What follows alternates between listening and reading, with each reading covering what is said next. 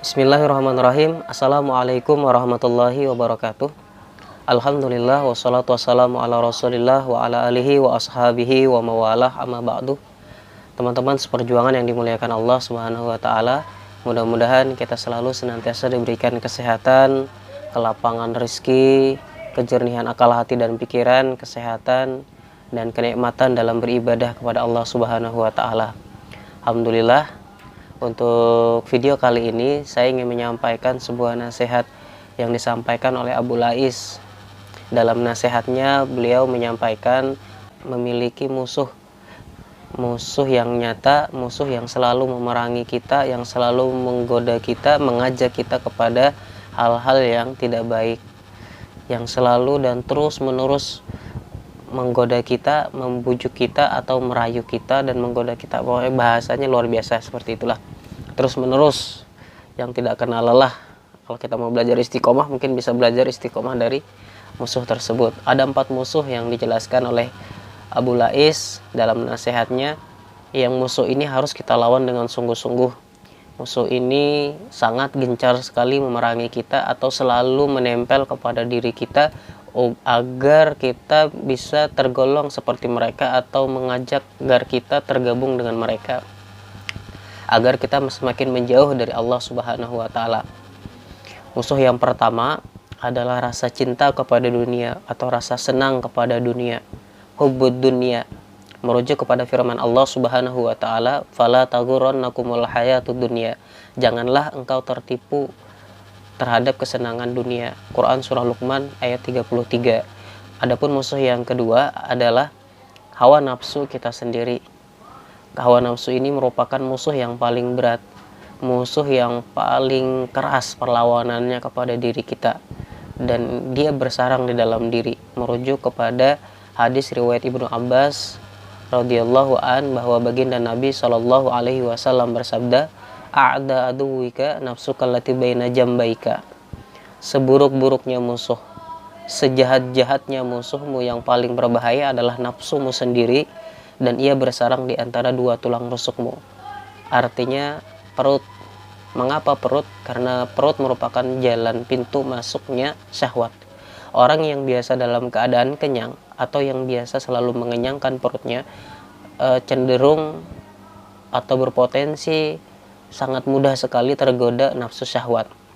Maka kita diperintahkan untuk banyak riyadhah atau berpuasa, karena hal itu menjadi junnah, jadi perisai pelindung kita agar terhindar dari godaan nafsu syahwat.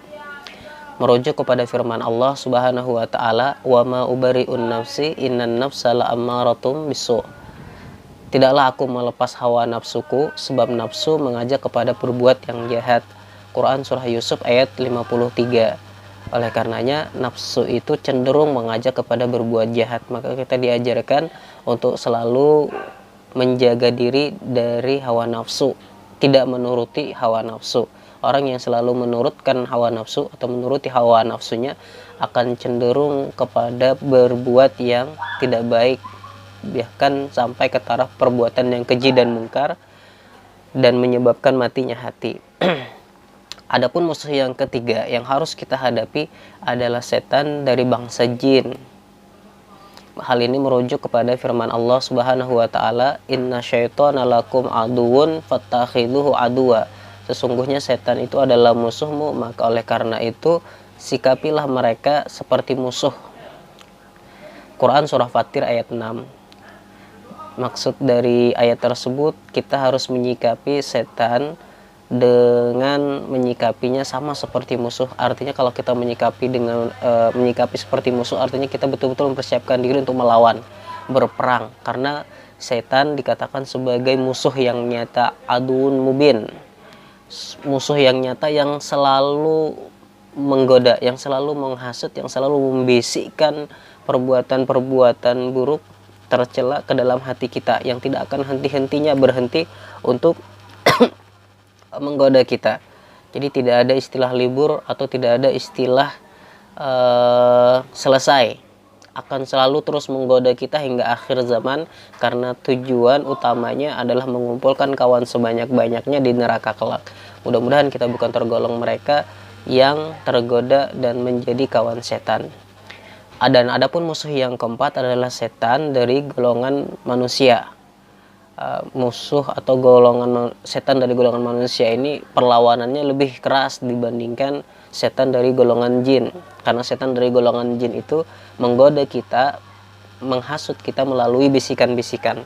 Sedangkan setan yang dari golongan manusia, ia secara terang-terangan dan secara nyata kebenciannya kepada kita, secara terang-terangan dan nyata menggoda, mengajak dan menyesatkan kita, bahkan secara terang-terangan pun bisa memerangi kita.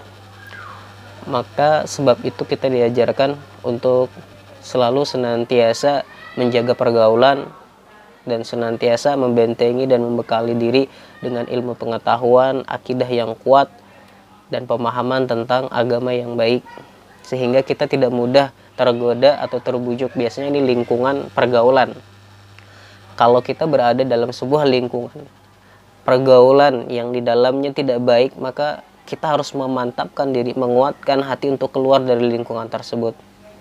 Karena tidak ada lagi pertolongan atau tidak ada lagi jalan selain keluar. Jika kita memaksakan diri untuk tetap berada di dalam dengan berharap mudah-mudahan keberadaan kita di situ kemudian menjadi kebaikan, kemungkinan besarnya bisa saja ada hidayah, itu bisa saja ada, tapi kemungkinan kecil, kemungkinan besarnya justru bisa kita terwarnai atau bahkan ikut kepada mereka.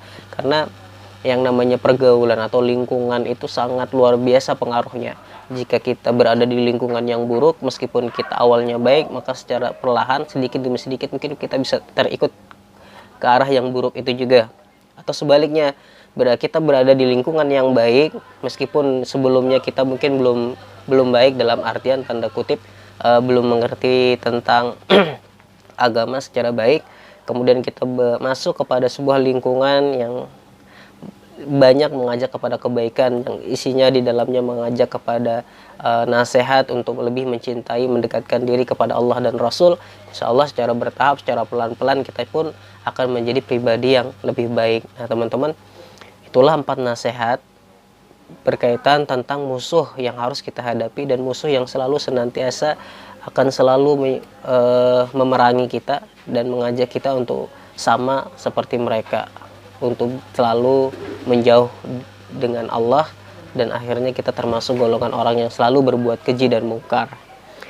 Nasihat ini diambil dari kitab Tanbihul Ghafilin, mudah-mudahan bermanfaat. Terima kasih. Assalamualaikum warahmatullahi wabarakatuh.